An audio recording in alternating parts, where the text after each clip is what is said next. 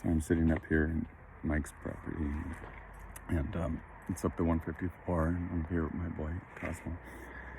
And it's just him and I felt compelled to make this video. It kind of explains, just gives one small example on what I'm going through and what I have been for 36 years.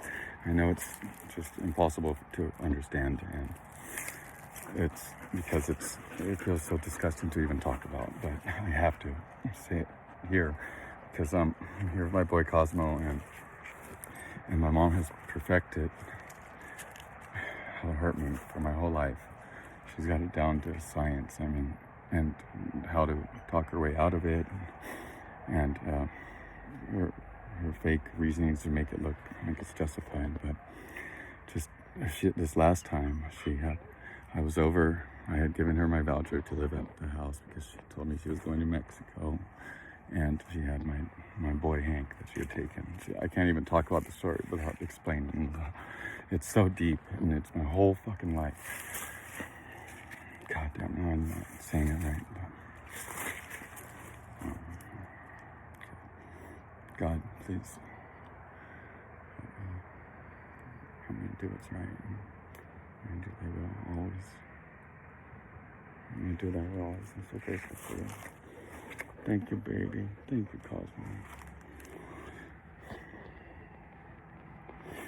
So my mom had asked me to take care of one of the dogs that she was trying to sell that she had got from Mexico, and they were twins, and I had my boy Hank.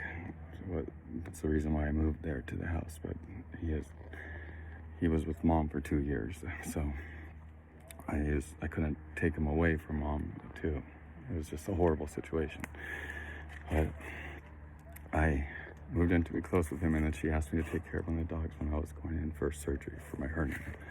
And I was pretty much bedridden, so I wasn't doing anything else anyways. And so I said, okay, I'll take care of him. You go for 21 days or whatever she said. And then she was asking me if I wanted to adopt him, or one of the dogs, or both of them actually. And I said, no, I'm not ready. It's a big responsibility, And I've never had a dog since the family dog. But anyway, so I fall on the second day after she's gone. I fall in love with this guy. I never had a dog before like this. I never knew it would be such a bond. And I looked at him. I promised him I'd never let him get hurt.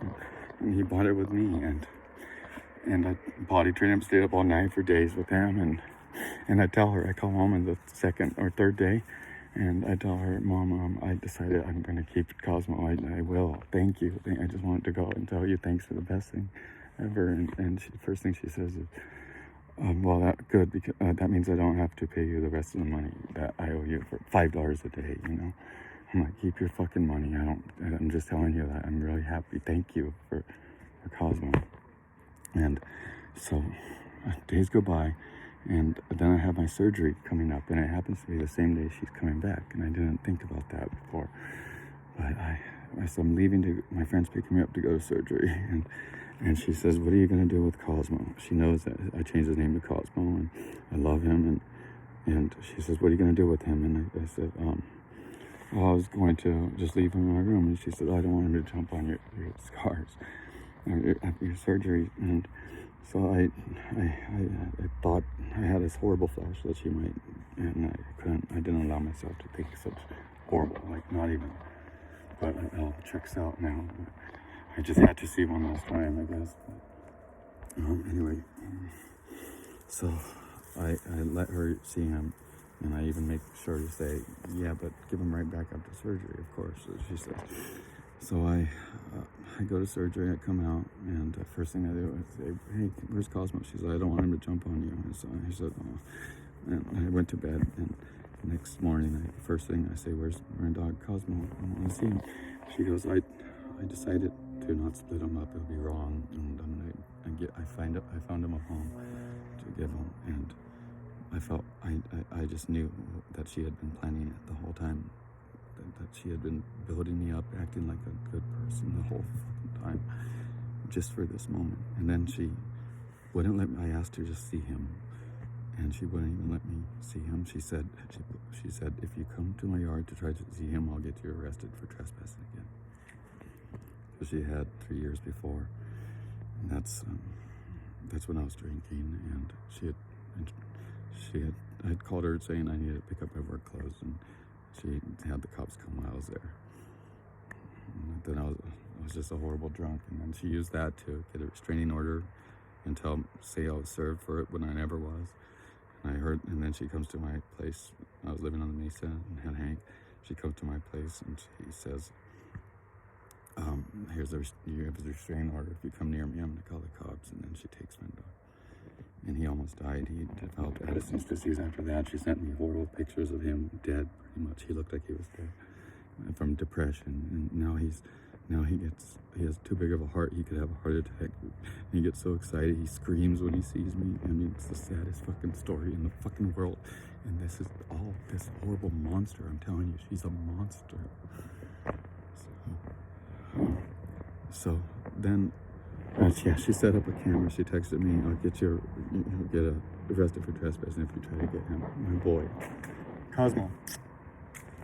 He's hunting right now. He's so happy. Here it comes. My baby. I love you so much, baby. I love you. Such a good. Thank you, baby. So she knows that I love him so much, and she wouldn't even let me see him. So tell me now. She has an excuse for that, of course. She says, "Oh, it wasn't his dog." That's her excuse. It wasn't technically my dog. So why then wouldn't she at least let me see him? Why would she put a camera up and say, "I'm gonna get you arrested for trespassing if you come to my backyard"? Explain that to me. There's no explanation. And I'll tell you that she only wants to hurt, and she has been attacking me and hunting me my whole life. Hunting me by leaving something that I care about around her. My family, my animals, and mainly my animals. After I took care of her dogs, 3 of them, when she was in jail, I took great care of them. I love those little guys. And then she comes out, and then a week after she's out, my family dog was 14 years old, Prince, is gone. And I'm like, "Where's Prince?" And she goes, "Oh, I took him to Mexico, to a family in Mexico." I said, "What do you mean?" And he's like, "Why didn't you tell me? Like, I could have taken him, or if not, anybody could have." My friend said Mike had taken care of him when she was in jail too. When I was in jail at the same time she was. Oh my God, that's another story. But oh fuck. So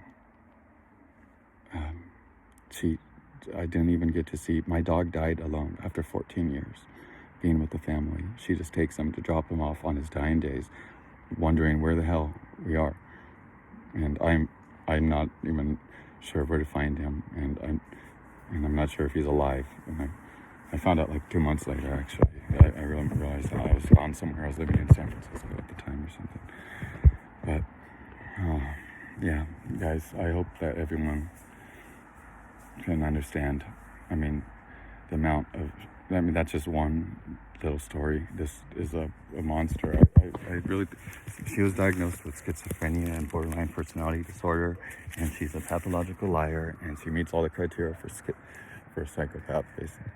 And it's a horror story, but I was not born with a mother ever. She's never shown me any love or told me anything. And she's also never said I'm sorry for anything.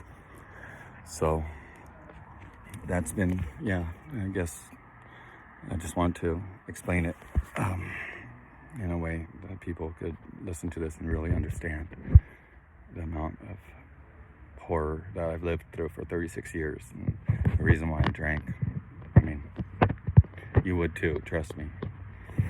And so we need to make sure that this horrible person doesn't ever get close enough to hurt another animal or human child. She has 2 kids in Mexico in one of her 7 houses somewhere.